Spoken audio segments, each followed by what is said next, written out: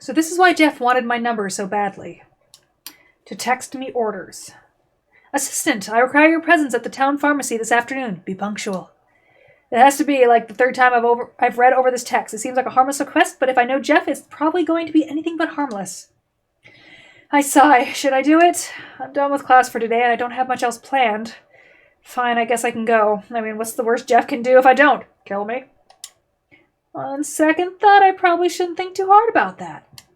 So I'm supposed to head to the pharmacy in town, huh? I think I passed it a few times when I was out and about. I should be able to find it in no time. Or with no problem. What is the problem is that I'm still not so sure about this whole being Jeff's assistant thing. It almost feels like I'm cheating my way to an A. That's because you are. I know Jeff is only going to talk me up to the Professor Gara, but it still feels wrong. I should be earning the A, not bribing unhinged lab assistant for it. But this isn't too much of an advantage, right? It's not like it's not like it just landed in my lap. I don't see anyone else on their way to the pharmacy. I'm totally earning this. I just have to keep telling myself that. That's a movie theater. I decided to head straight to the pharmacy from my classroom. I'm already dressed. There's no reason to stop by my dorm. After passing by the school gates, I stroll in town. Now, where exactly did I see the pharmacy before? I think it was close to the convenience store? Maybe? Now that I think about it, do I pass the pharmacy on my way to my part-time job there? It's as good a bet as any. I don't have any better leads. Might as well go with my gut. To my lunch, it actually pays off. Halfway down my regular route, I spot the pharmacy just down the street. Shopping carts are pushed to the side of the glass door, and there's an ad of other local advertisements taped to the window.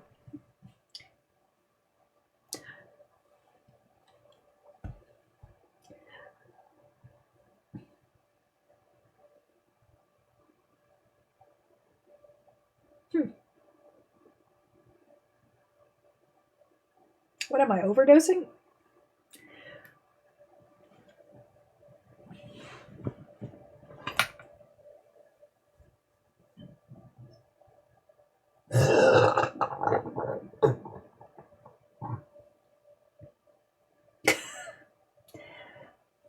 Like a bunch of foam just like came up my esophagus.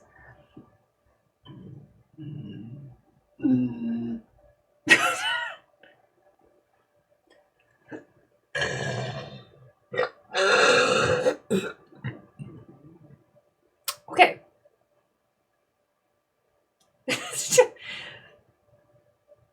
Okay. I think I got some of it moved. And do it again.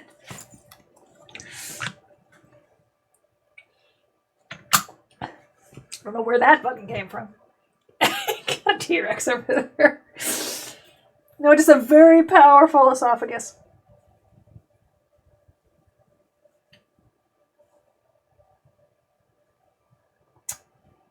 First step, learn to inhale air into your stomach.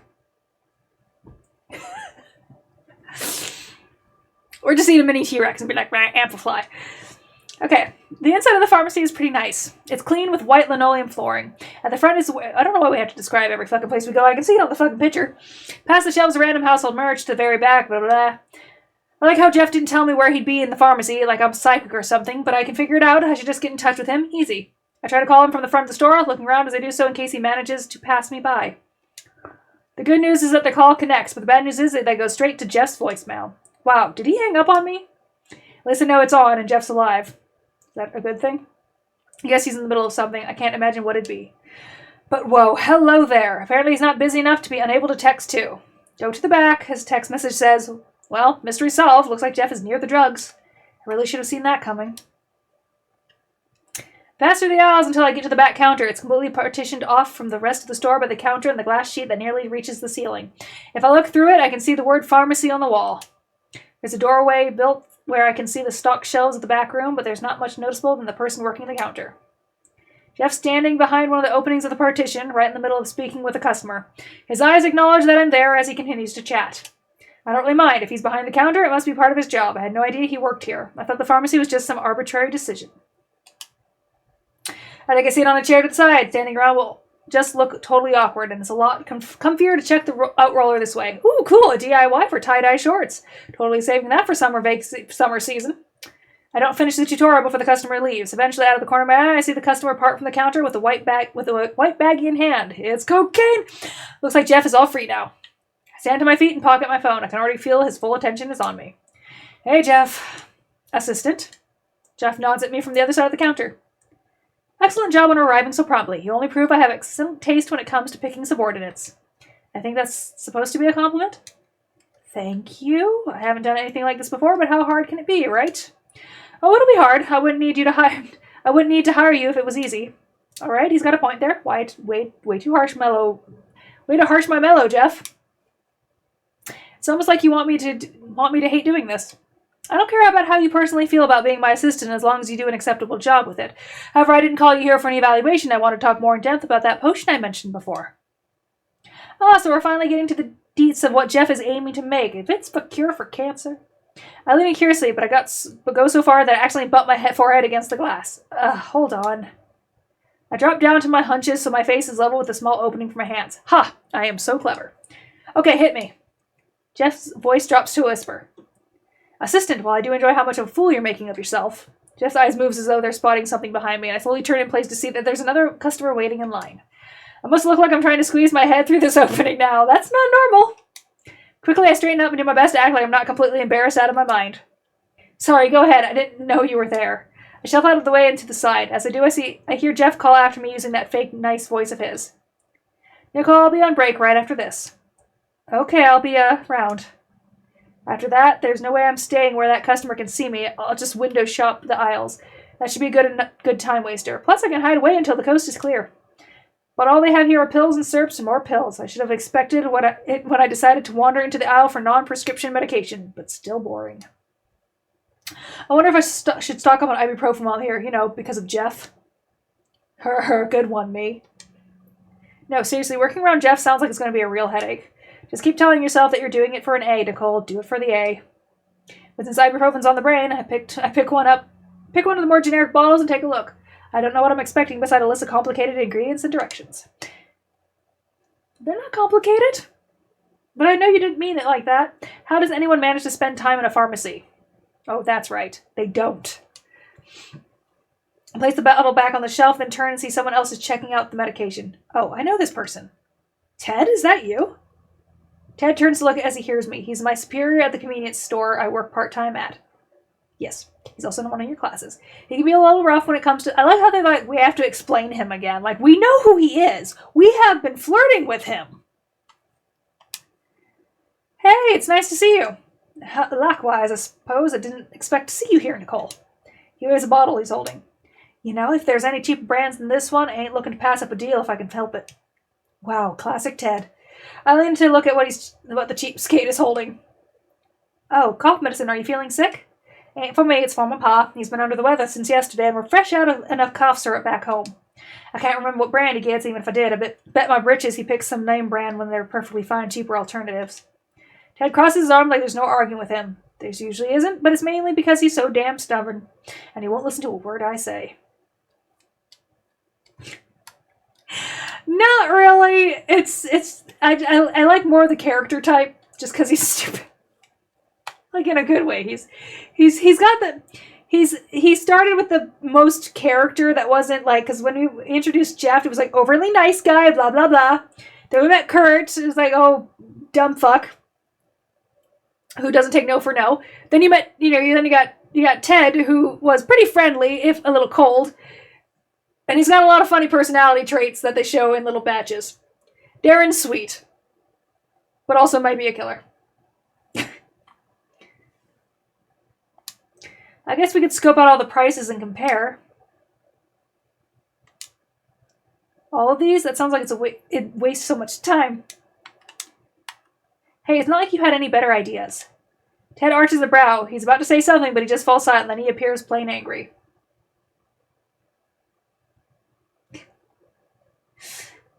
Look, 1 in 4 is a big issue. Oh, get off my auto.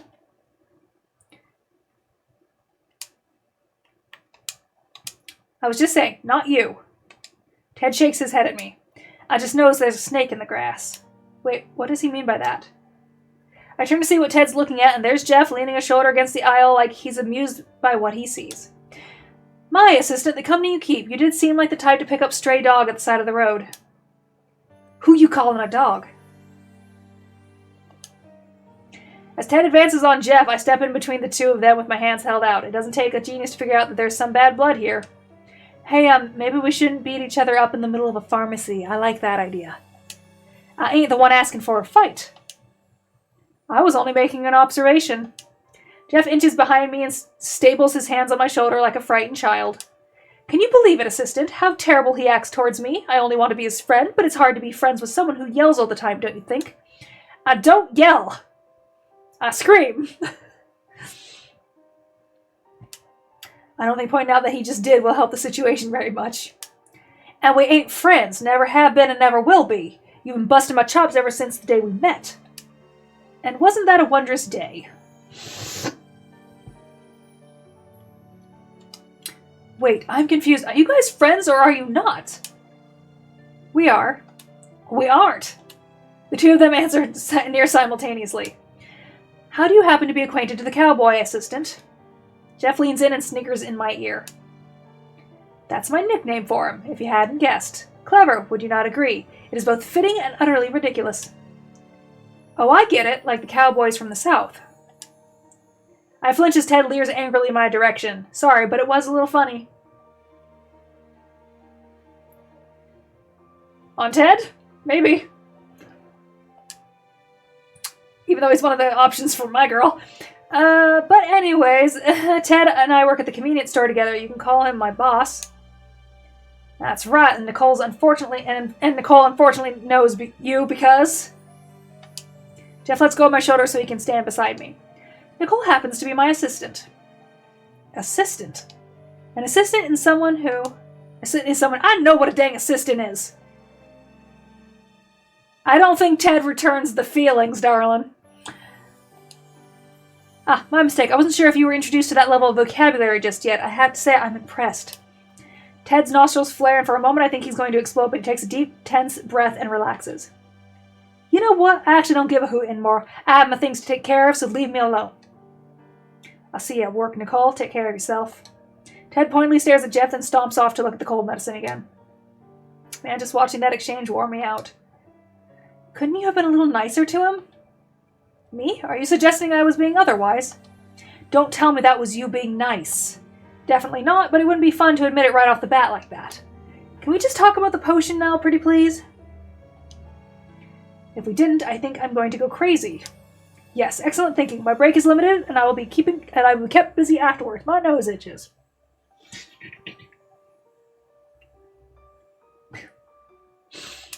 I actually have to remember I have nails. For the first time in a century. Okay. Jeff wrinkles his nose in distaste. A shame, but yes, the potion I want to create. Tell me, assistant, do you know the chemical oxytocin? Yes. No, I haven't heard of that before. What does it do? Okay, she's not smart. It's a hormone we mammals create, and for what it does many things, but most central and well known is its role in attachment. By attachment, do you mean like getting close to someone? In every aspect of the word, yes. Familial, sexual, platonically, oxytocin is released when we participate in behaviors that reinforce this sort of bonding. What I aim to do is create a potion that mimics this effect. Jeff raises his arms into the air as though he's about to make a proclamation to the heavens. Perhaps even The moment he starts screaming, I leap forward and plant a hand over his loud mouth. Thank goodness there aren't many people near us besides Ted, and he seems hell-bent on ignoring anything that comes out of Jeff's mouth. Inside voice, Jeff, okay? I wait until I get a nod of the head before I step back. My apologies, I tend to lose myself when it comes to alchemy. I'm usually much more contained. No, you're not. Jeff loosens his collar and clears his throat. Thank you, assistant. It wouldn't do to reveal my hand to the world quite like that. Yeah, you're telling me. So that's why he wants to make the potion. He wants to make Ted fall in love with him. I think he's the man-stealing harpy. Ted's mine. Yeah. Though really, is there an easy way to tell people that you have a fake personality and your real one is actually kind of weird? Anyway, you want to make a potion that makes people like you? Am I following you? That is correct. And is that even something you can make? Do you doubt me? I hold up a hand and pinch my index finger and thumb together. Just a bit. It sounds too good to be true. If something like that could be made, I think it would have been made already. True, the motive is there, however, is the passion. The genius? No. Where others have failed, I will succeed. I am a modern-day alchemist. Excuse me. Inside voice! I quickly remind him before he gets out of hand again. I've got to say, the way he does it, the way he goes on about this makes me buy that he can really make this potion. I'm just getting a bunch of foam backing up in my esophagus right now.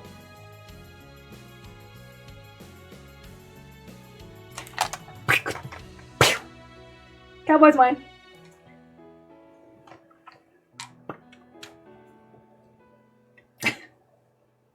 Otherwise, I gotta get out my boxing gloves, or I don't know, I prefer the assault gloves, but I will bring them out and I'll try to remember how to box. Okay. Genius will not be silenced. But for the sake of secrecy, I will do as you say. Jeff removes a folded piece of blue-lined notebook paper from his pocket. I have been formulating a recipe for this potion for quite some time now. If I want to conduct the most perfect synthesis, these are the ingredients I'll require. Oh, it's like an envelope. Of course, you learned that in beginner-level origami. Cute. Carefully, I slide out the top flap of the paper envelope and start unfolding it from there. Jeff's handwriting is all chicken scratchy, like a doctor's, but I can still make it out. Well, at least you can. Mine can't be read. This is why I don't send love notes.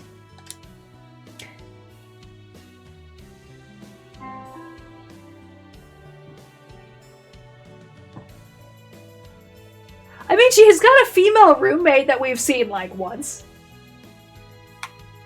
Midnight Trom Flower Nectar. Oh, chia, pure salt, ginger roots, cream, strawberries. To taste. Jeff adds that, noticing how weirded out I sound by the last 3 ingredients. Well, okay, the last 3 should be easy, and it shouldn't be too hard to find ginger and salt, but do the first 2 really exist?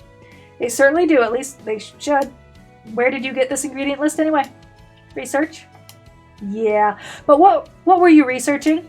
That will be my little secret, but it is as you said. I have no trouble finding the last 3 items, and the other 2 shouldn't be too difficult either. But as for the nectar and opuntia, I haven't the foggiest clue where to find them.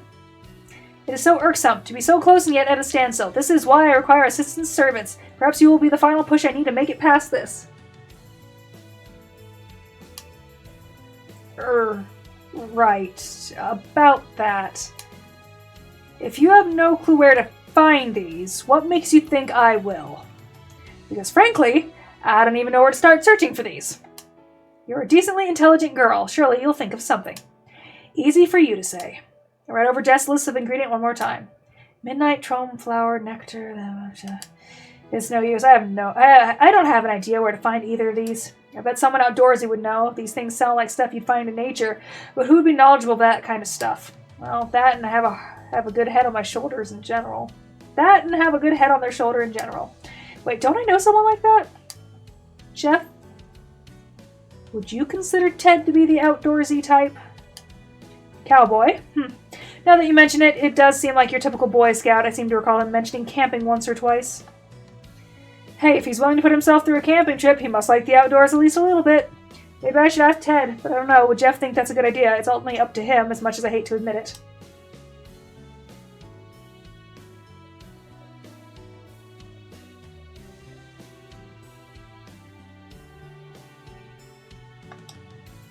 But you know, if I have a good idea, I should just go with it. Who cares whether Jeff thinks it's good or not? I've got an idea, just a second. I hurry over to Ted without waiting for a response. However, Jess persistently follows after me. Assistant, what are you doing? Ted, hey. I stop Ted just as he's about to leave the owl. Pretty awesome timing on my part. You need something? What are you two doing? Jeff finally catches up to the 2 of us frowning. Assistant, what's the meaning of this? Well, you know what we were just talking about? I thought we could ask Ted to help.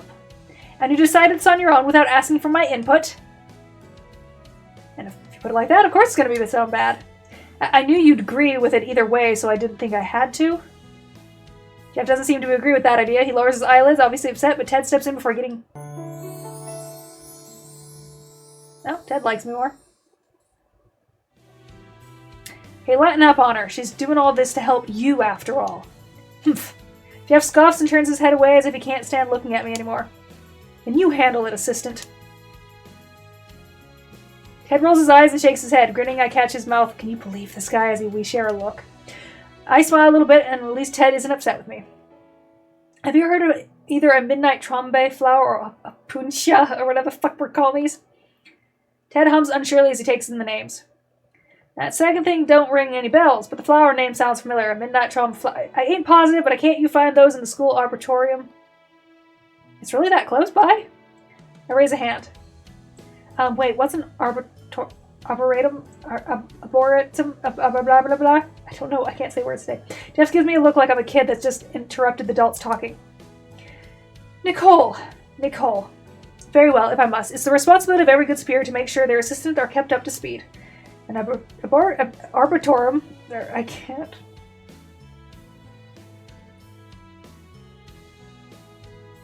Arboretum? I know what the word is in my head, but it's not computing to my mouth. It's simply a place where plants that will be studied or cultivated and grown, considered a type of outdoor museum for plants. Like I said, I'm no expert, but I do think I've come across the name on one of the signs in there.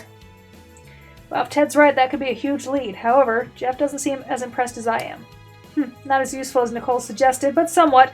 I suppose you have proved you possess at least a grade schooler's level of intelligence. Before Ted can shoot back a retort, Jeff holds up a finger, then quietly heads to the section of the shelf to pick up a bottle of cold medicine. Here you are. He tosses it towards Ted, and the other boy barely reacts to catch it in time. Hey! If you were looking for the best deal on cold medicine, correct? It's that one. Not the cheapest, but it is potent. The one you hold now is cheaper, but it will take longer for your father to get better. Well, if there's one thing you're good at, it's for knowing your stuff about medicine. Ted hands over the cheap stuff and takes the bottle that Jeff threw at him. That all? You done with me? You're free to leave. Thanks for the help, Ted. Yeah, don't mention it. Good luck with whatever it is. Ted gives a final wave before he takes off for the registers. Once he's finally gone, Jeff turns to me with a satisfied smile on his face. That's that, then. We head to the school arboretum immediately. But Ted didn't sound too sure if the flower was there or not. What if it isn't? Oh, Nicole, my dumbfounded, if darling assistant. It will definitely work out in the end. Do not fear. Arboretum? That's it!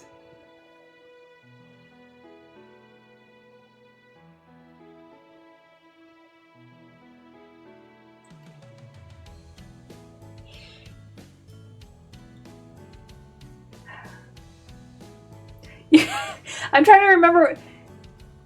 It was interpret. Earlier today, my brain is not in a good state. Probably from all the drugs from the surgery, but interpret was the word.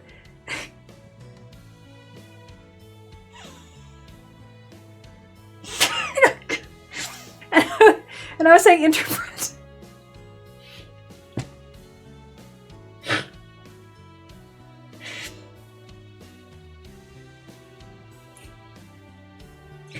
My brain's been dead for a week, okay?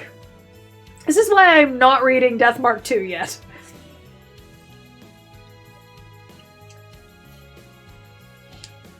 I'm super skeptical, but it won't do to have Jeff be the optimistic one around here. Yeah, you're right. We shouldn't psych ourselves out yet, but how much longer do we have for your break? Jeff takes a look down at his watch. I was supposed to be back 2 minutes ago. That's not good. I suppose that's my cue to take my leave. I will formulate a time and date for the expedition and inform you accordingly. For now, this is goodbye. Yes. And like that, Jeff heads back to the counter again, leaving me alone in the cold medicine aisle. So he wants to make a potion that can make people like you. It sounds amazing, but can adding all those ingredients together in some magic pot really work? Well, whether it works or not, all I need to do is help out Jeff. I get Mr. Garver to like me, he gets to do his alchemy. He gets to do his alchemy thing, and everyone wins. Oh, look at that. Okay. At least if I can believe him. Okay, this is probably where I'm going to stop. And then I'll start again tomorrow, probably, when my throat is rested. Or I'll hurt so much tomorrow for some reason, because I don't even know. Well, I don't know why I'm getting post-nasal drip. I was at a doctor's office today, but you don't get sick that fast, so. Something.